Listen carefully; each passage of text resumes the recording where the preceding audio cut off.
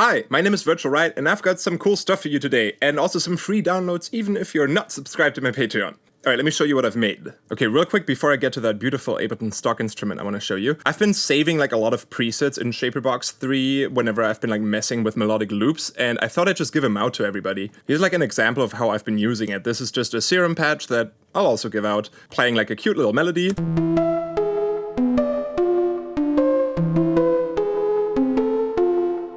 And then I've been using mostly the time shaper to like pitch things down an octave or up an octave.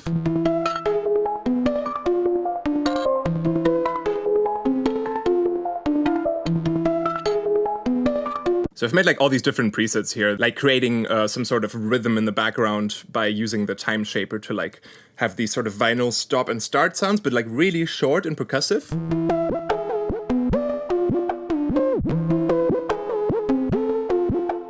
And I've made some crazy ones where just like every single effect is being used somehow.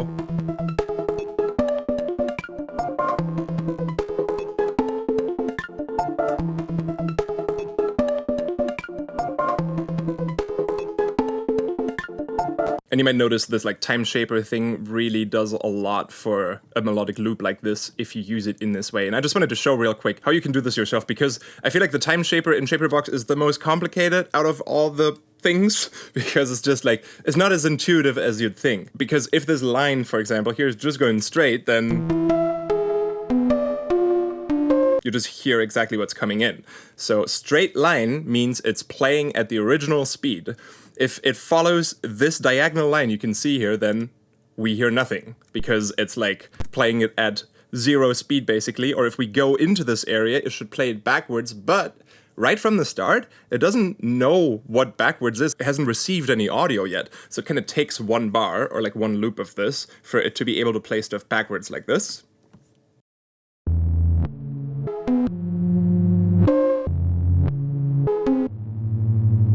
That is really creepy. But yeah, that's how that works. You can go backwards though within the same loop already if you give it some time, and like up until halfway through here, for example, this plugin has received half a bar of audio, so now it could play that backwards. So if I wanted that to happen, then I'd have to make something like this, where for the first half it's playing it in the original speed, and then it's going backwards.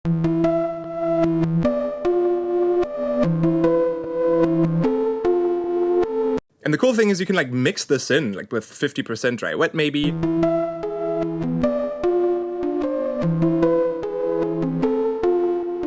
So it's like overlaying it on top of the original. And over here with this multiband section, you can use different shapers for different frequency regions. I'm just gonna use this band split on super sharp real quick, and then show you what I like to do with this, where like, for example, I'll take the mids here, the low mids, let's just solo those. Like that bit, and then maybe play certain parts of it back a little bit faster. So if I make a line like this that goes upwards, then it should play this bit back twice as fast. And you can kind of see the playhead here. Like it goes back a little bit in time, and then catches up to the current playing position because it's like playing twice as fast. If you go even steeper, now it's up an octave and a fifth. This way it's just up a fifth, I think. So depending on what type of melody your sound is playing, or your ARP, you can get some cool little variations in it this way.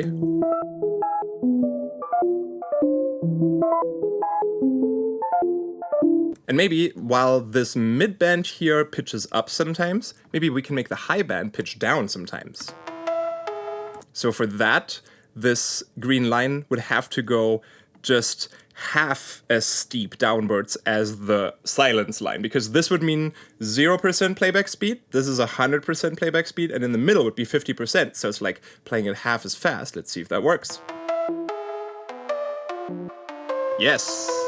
It's a bit short, so I'm gonna make a longer one.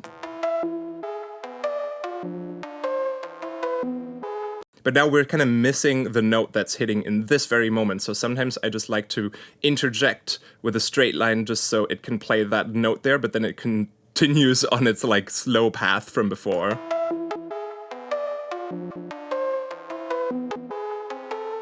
Maybe we can make an even smaller one.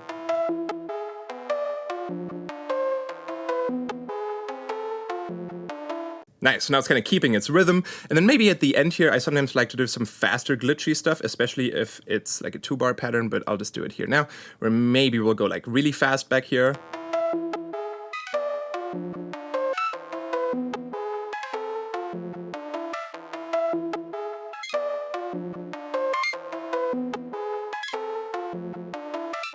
Yeah, maybe something like this. There's this little like clink that's happening here on this last note sometimes. You can like decide, do you like that? Or you can also make stuff a little more staccato and like stuttery like this.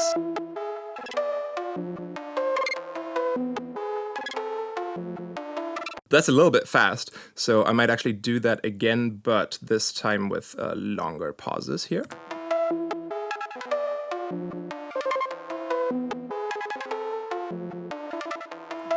We can make these even more staccato. Now let's play that together with the mid-band that we've made.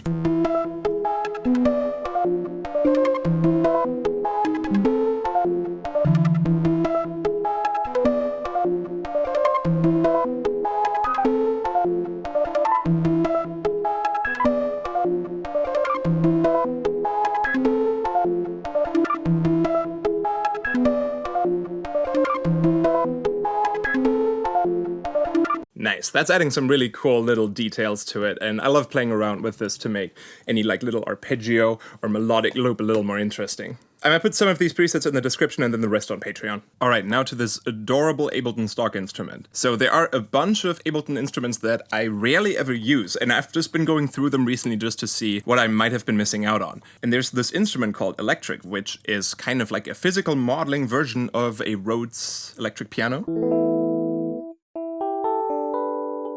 And just like Corpus, this was made by Applied Acoustics, which is the company that also makes Chromaphone, this other physical modeling synth. So this is, like, by default, a really nice Rhodes sound with some internal distortion. And, like, it reacts to velocity and key tracking. But I was thinking, like, if you don't turn on a Rhodes, there are still these tines that are also mentioned here, that are being hit by the hammers when you play it, and they kind of create a little bit of a metallic-y ringing sound, almost like a vibraphone. So if we turn down the noise of the actual tone, turn up the tines, first of all, it becomes a little bit more metallic. And then in the damper pickup setting, we can move the symmetry around a little bit. And now it's like mostly focusing on the sound that's coming from the tine, which I think sounds really cool. And especially with like a little shorter release time here. For example, for the tine, instead of decay being on 50, just turn it all the way down. So we just have this little glassy attack. And now it kind of sounds like a kalimba. And I love that there's also this like note off sound. So here when I'm pressing like a chord and then I'm letting go of 4 keys at once, and you kind of hear this little metallic aftertone.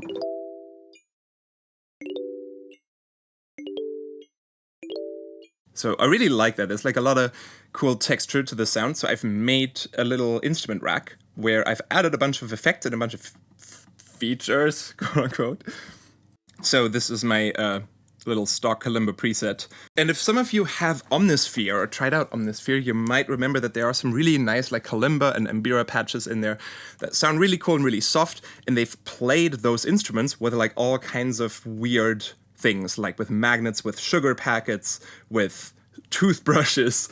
For those of you who don't know about these, I'm just going to show you real quick, because they do sound awesome. So this is an Mbira made in Zimbabwe. It's very close to a tongue drum type like Kalimba setup. It's just a little bigger and can play lower notes. You can see in this picture here that they're holding up a sugar packet, and you can hear it if you play this.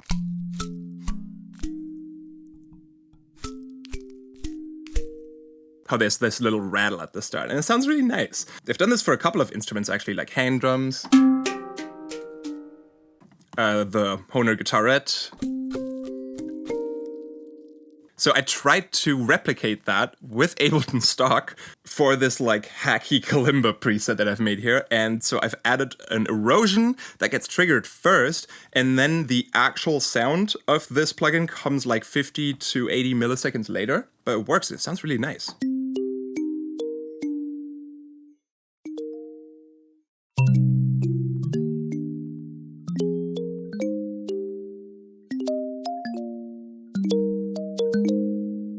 And then besides that, I've added some additional effects, like first of all, a little more decay for the tone, a little bit of drive, a little bit of like analog pitch drift, so it gets real wavy in case you want to make synthwave or some lo-fi.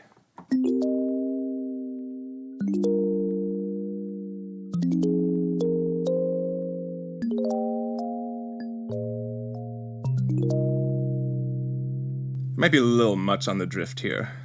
Can dial that back a bit. And then these other macros down here are like adding some type of vinyl crackle.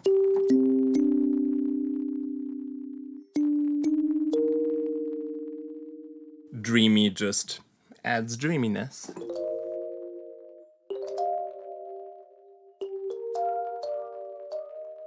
So with Dreamy and the octave layer, you kind of get this Minecraft piano sound, which I really like.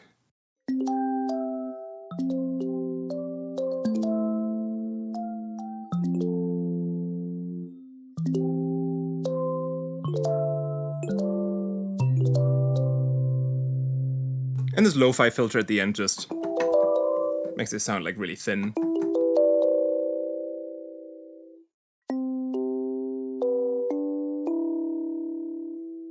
And if you don't like the noise, you can turn that off, and then that also removes the sort of 80 milliseconds latency until you hear the actual note after the flink. Then it's just like with a little less drive, it's just like a pretty little general kalimba sound.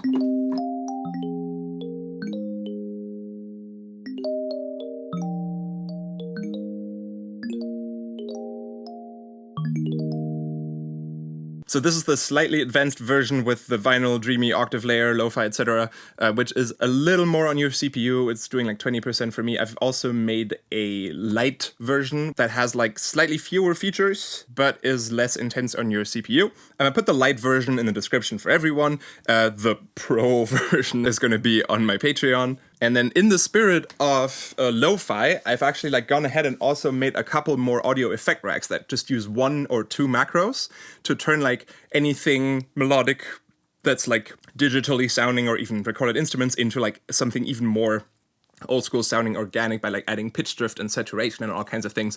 And I wanted to show you those as well. All right, I've put down a little melody with that stock kalimba from before, and now we got something to work with, and I can show you these effects.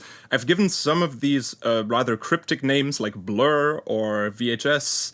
Others make a little more sense like Vinyl and Warm Tape. And I'm gonna start with these two called Layers and Layers 2. So here we have the dry loop.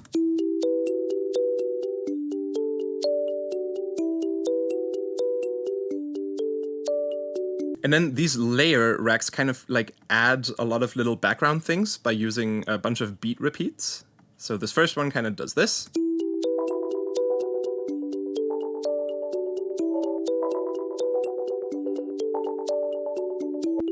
And the second one is just kind of a variation with just different types of stutters and repetitions.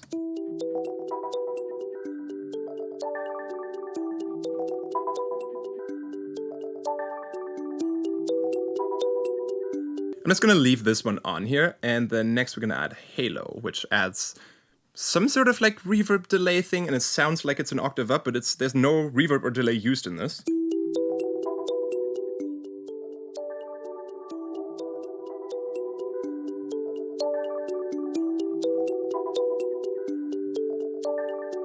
And then next up, maybe try the vinyl thing. So this is sort of like a standalone rack version of that vinyl crackle effect from the Kalimba from before.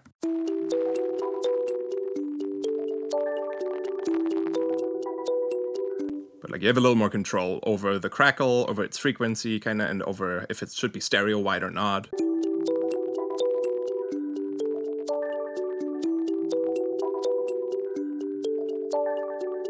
That's a nice little subtle amount. And the next we have the warm tape. So this has some sort of self-made weird warm saturation thing that I built. And then drift down here is some sort of like analog sounding tape pitch drift where for the first half it's pretty subtle, and then towards the end it gets really bad, like a old degraded tape that just keeps like skipping, or the motors that are playing the tape are like changing their speed or something. You kind of have like a small version of that built in here with this drift knob, but if you want to put that effect on some other things like a serum patch or something, then you can just use this rack. So I'm gonna start blending in the drift. It does get really extreme.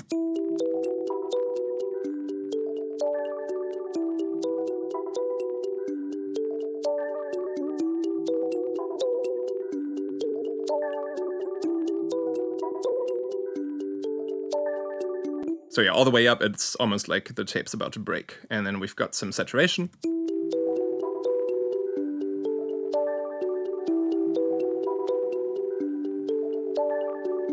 And then maybe follow that up with VHS, which is like a bunch of choruses and ensemble effects to sort of give whatever you put through it a synth wavy type of sound. And I was thinking of like old VHS tapes and nostalgic 80s music sound with lots of choruses and everything. So this is kind of neat.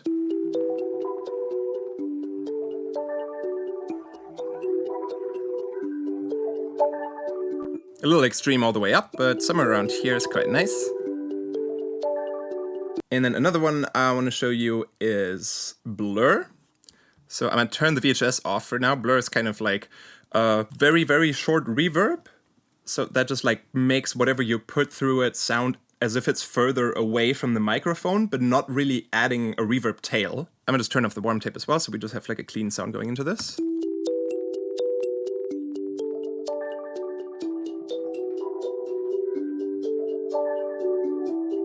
So distance kind of like brings it to the back of the room, and if there was, and it sounds as if there's a microphone on the other end of the room, and not a very big room, like a super small little space. And then blur kind of turns up the modulation on those reverbs and the stereo width.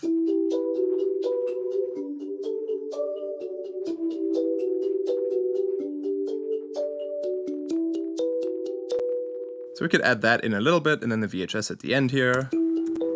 Turn the layers back on.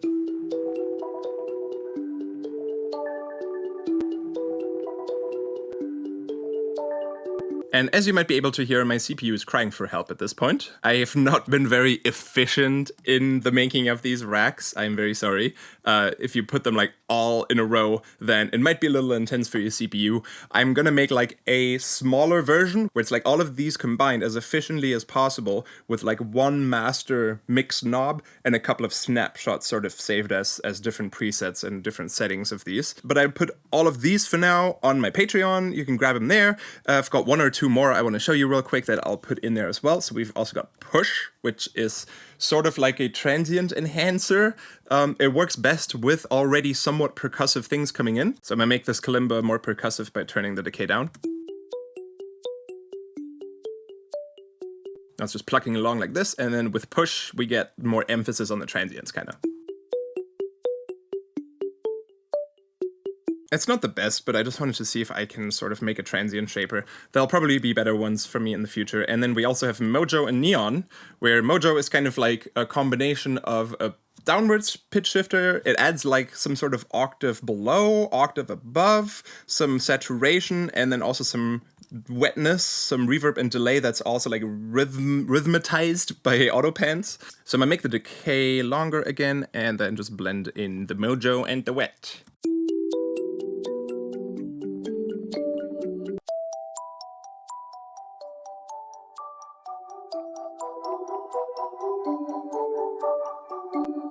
And then Neon is kind of a mixture of tape drift and that VHS chorusy thing.